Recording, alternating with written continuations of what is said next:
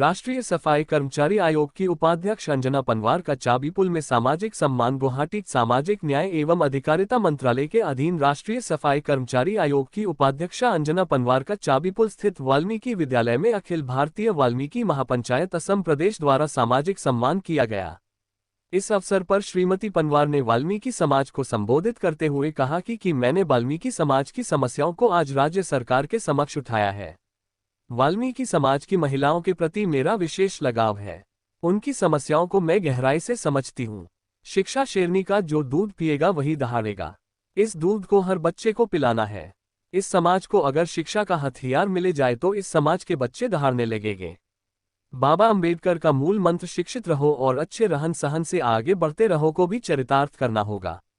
केंद्र सरकार और भारत सरकार की कई योजनाएं चल रही है, लेकिन जानकारी के अभाव में इसका लाभ वाल्मीकि समाज को नहीं मिल रहा है। इसके लिए गांव व बस्तियों में जागरूकता शिविर लगाकर सबको जागरूक करके केंद्र और राज्य सरकार की योजनाओं के बारे में बताना होगा। कमीशन का आज हम लोग का सौभाग्य है कि वो हम लोग का बीच में आया। यह भी आने का आगे में भी उन्होंने एक सफाई कर्मचारी को लेके हम लोग का म्यूनिसिपैलिटी कमिश्नर हम भी था और 4-5 ऑलरेडी मीटिंग करके आप लोग का हक का लिए उन्होंने बहुत कुछ उदाहरण कमिश्नर हम लोग को समझाया, डायरेक्शन दिया और कमिश्नर को जीएमसी का कमिश्नर बुलाया, वो नोट डाउन किया क्या कुछ ही दिन के अंदर में वो काम करके देंगे।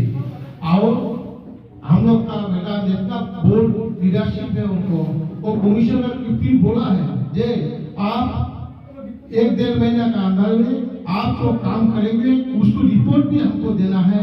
जैसे हॉरिजॉन्टल वर्क के लिए अपना अलॉटमेंट होके अपना फ्लैट सबका मिलना चाहिए। सबका हर 6 महीने का अंदर में मिनिमम महीना में से अच्छा है, लेकिन मैक्सिमम वो बोला 6 महीने का अंदर में सबका फ्री बॉडी चेकअप होना चाहिए। उसका लेके जो डायग्नोसिस वगैरह है वो भी फ्री करना चाहिए। और हम लोग का जीएमसी कमिश्नर वो सब फॉलोअप किया। ऊपर से जो नौकरी का बात है वो नौकरी में क्या जो आरोपी रखता है हम लोग का मिनिमम स्केल का, लेकिन हम लोग का जो टेम्पोररी लेवल लगा रहता है वो लोग आरोपी नहीं मिलता है। वो आरोपी भी दिलाने के लिए वो दावी दिया है और कमिश्नर जी वो एक्सेप्ट किया और वो प्रोसेस में चल रहा है। तो हम लोग का बीच में इतना बोल लीडरशिप हम लोग का कॉलोनी में आया और हम लोग जानता है जे वो जिसने कॉलोनी में पदार्पण किया तो हम लोग का कॉलोनी का और काम आगे बढ़ेंगे उनका लीडरशिप है। बहुत ही सुखमंद हुआ है। और दूसरी में सबसे बड़ी बात है इन्होंने जो आज हम 100 सालों से यहाँ बसे हुए हैं, जो आज तक हम यहाँ अस्थायी नहीं हुए। हमारे दादाजी के पिता, हमारे पिताजी, हम हमारे बच्चे आज 4 पीढ़ी हम लोग यहाँ पे हैं। होते सोते भी आज तक हम लोगों को अस्थायी के विषय में आज तक किसी ने चिंता नहीं की। मैं अपनी पूरी समाज की तरफ से राजन जी को बहुत बहुत धन्यवाद और प्रणाम करता हूं।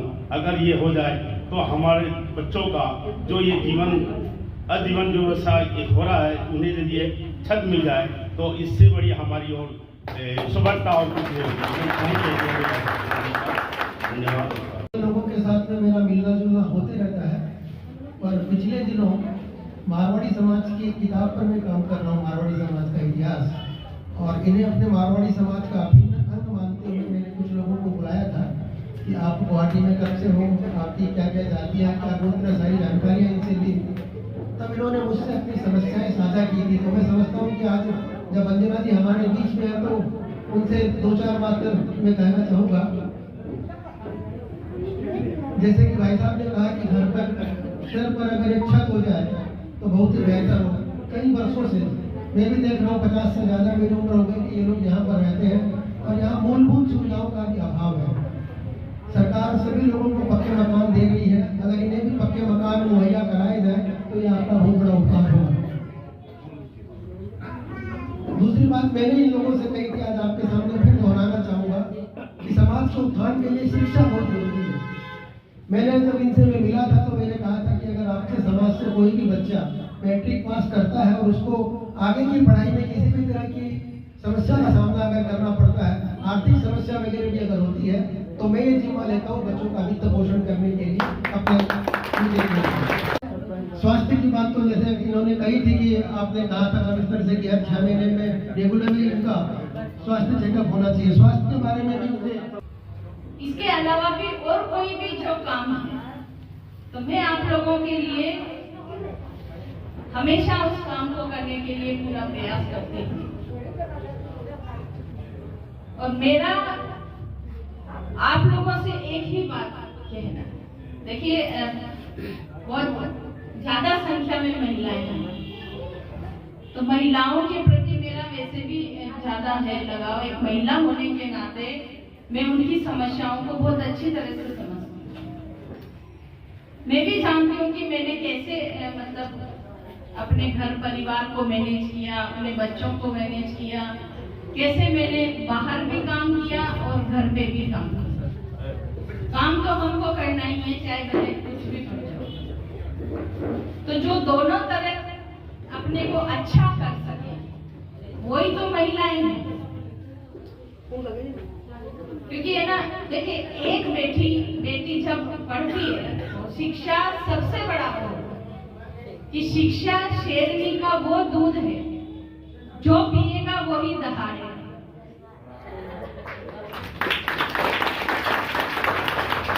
तो इस शेरनी के दूध को हर बच्चे को पिलाना है, चाहे लड़का हो चाहे लड़की हो। क्योंकि जब तक इस समाज के पास में कुछ नहीं है और इस समाज को शिक्षा का हथियार अगर मिलेगा तो वो जरूर दहाड़ेगा। और इस हथियार को लेकर अगर हम बाबा साहब के मूल मंत्र के साथ चलेंगे, जो कि शिक्षित बनो, संगठित रहो और संघर्ष करो। जानकारी के अभाव में हम बहुत सारी भारत सरकार की योजनाएं हैं, राज्य सरकार की योजनाएं हैं, उनको हम अपने आप के लिए नहीं उसको ले सकते। तो मैं आप लोगों के सबसे ये विनती करना चाहता हूँ, पढ़े लिखे बच्चों से ये कहना चाहता हूँ कि जो नहीं जानते हैं उनकी मदद करिए। इन योजनाओं के बारे में सबको बताइए और जितना ज्यादा हो सके उतना ज्यादा इससे लाभ लीजिए। 1 लाख से लेके 50 लाख रुपए का लोन NSDFDC देता है, लेकिन हम लोगों को तक वो नहीं पहुंचता है क्योंकि हमें मालूम ही नहीं है। तो मैंने ये बोला है कि इसका कैंप लगाएं और वो कैंप लगे बस्तियों में जहां ये लोग रहते हैं और वहीं पर इनका फॉर्म रजिस्ट्रेशन जो भी करना है वो करें। ऑनलाइन होता है, तो ऐसा तो है नहीं सब लोग इतना एक्सपर्ट है कि ऑनलाइन अपना खुद को ही सब कर लेंगे। ई मित्र पे जाएंगे तो वहाँ वो अपनी फीस अलग लेगा, तो इतना वो नहीं होता।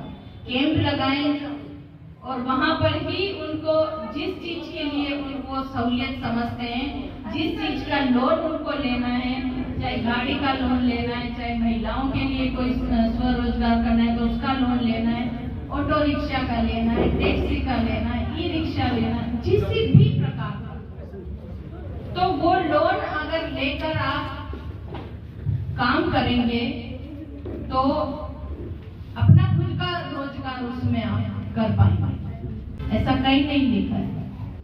सफाई कर्मचारी के बच्चे को भी पूरा हक है अच्छा पढ़ने लिखने का, अच्छा खाने पीने का, रहने का और बहुत ही बड़ा अफसर बनने का, कलेक्टर बनने का, इंजीनियर, डॉक्टर बनने का, अच्छे राजनेता बनने का और सबसे बड़ी बात अपने बच्चों को अच्छे संस्कार देके उसे अच्छा इंसान बनाना।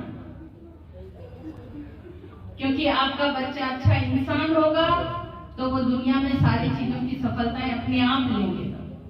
वो अच्छा पढ़ेगा, अच्छा लिखेगा, उसमें संस्कार अच्छे होंगे तो वो अपने घर परिवार में भी सब अच्छा करेगा। और लड़कियों के ऊपर तो मेरा विशेष वो रहता है कि आप लड़कियों को जरूर पढ़ाएं। कहते ना कि एक बेटी पढ़ेगी तो 7 पीढ़ी करेगी, वो सब घरों को चलाएगी, आने वाली पीढ़ियों को संस्कारित करेंगे। सबसे पहला टीचर गुरु तो माँ ही होगी। देखिए हमारे देश में जो प्रधानमंत्री जी हैं हमारे, कौन है प्रधानमंत्री जी? नरेंद्र मोदी जी। आपको ध्यान है मोदी जी ने अपना जो सर्वोच्च पद, जब वो पहली बार प्रधानमंत्री बने थे तो उन्होंने स्वच्छ भारत मिशन से शुरुआत करी थी। उन्होंने प्रयागराज में सफाई कर्मचारियों के काम से खुश होकर उनके चरण धोए, उनको सम्मानित किया। बनारस कॉरिडोर का जब उद्घाटन हुआ तो सफाई कर्मचारियों के साथ में ऐसे बैठ के भोजन किया। देखिए, ये कोई लोग कहते हैं कि राजनीतिक स्टंट है, ये तो दिखावा कर रहे हैं। देखिए, ये दिखावा नहीं है, ये वो चीज है जिसको हर कोई समझ नहीं पा रहा। ये हर देश के नागरिक को, हर अधिकारी को, हर लोगों को उनका एक संदेश है कि जो ये सफाई कर्मचारी वर्ग है, ये एक सामाजिक वर्ग है, ये भी सम्मान का उतना ही अधिकारी है, उसको भी उतना ही सम्मान दीजिए जितना आप दूसरे लोगों को करते हैं, उनको देते हैं। साथ बिठाकर भोजन करवाइए, उनको सम्मानित करिए। तो ये सब चीजें हैं। जब हमारे देश के प्रधानमंत्री जी हमारे लिए अच्छी सोच रखते हैं, हमारे लिए वो इतना काम करते हैं, हमारे लिए संवेदना रखते हैं, उनको मालूम है कि स्वच्छ भारत मिशन बिना सफाई कर्मचारियों के पूरा नहीं हो सकता। तभी तो सफाई कर्मचारियों के नाम से इसको किया कि ताकि पूरे देश में सफाई कर्मचारियों के लिए अच्छा कुछ करें सब लोग। देखिए, राष्ट्रीय सफाई कर्मचारी आयोग जो होता है वो देश के हर राज्यों में जाता है, राज्यों के हर जिलों में जाता है। सफाई कर्मचारी, मैनुअल स्क्वेंजर्स और उनके जितने भी आश्रित हैं, उनका पुनर्वास कैसे किया जाए, उनको शैक्षणिक, उनका सामाजिक एवं उनका आर्थिक उत्थान कैसे किया जाए। अंतिम पंक्ति में बैठे हुए इस सामाजिक वर्ग को, इस कर्मचारी वर्ग को मुख्य धारा से कैसे जोड़ा जाए। जैसा कि आप लोग सभी जानते हैं कि हमारे देश के प्रधानमंत्री जी का जो सपना है कि वो इन लोगों के प्रति बहुत संवेदनशील है, और उसका उदाहरण मैंने बताया कि आपको प्रयागराज में हमको देखने को मिला, बनारस कॉरिडोर के उद्घाटन के अवसर पर देखने को मिला, और हाल ही में अयोध्या में जो हमारे इंटरनेशनल एयरपोर्ट का जो उद्घाटन किया गया, उसका नाम भी महर्षि वाल्मीकि अंतर्राष्ट्रीय हवाई अड्डा के नाम से रखा गया। ये हम लोगों के लिए, इन कर्मचारी वर्ग के लिए बहुत ही सम्मान की बात है। देश के प्रधानमंत्री ही ऐसे व्यक्ति हैं जो इस तरीके के छोटे छोटे काम करके इस समाज के लिए सोच रहे हैं। उन्होंने स्वच्छ भारत मिशन से अपने सर्वोच्च पद की शुरुआत करी। ये सब चीज़ें एक मतलब है कि समाज में एक अच्छा संदेश देने के लिए कि इस सामाजिक वर्ग, इस कर्मचारी वर्ग को भी आप आम नागरिक की तरह, जो और लोगों की तरह और अधिकारियों की तरह उनको सम्मान दीजिए। समय पर वेतन नहीं मिलना, पीएफ का कोई जानकारी नहीं होना, उनका हेल्थ चेकअप नहीं होना, जिस तरीके का काम ये कर्मचारी वर्ग करता है उससे कई प्रकार की गंभीर बीमारियां होने की संभावनाएं होती है।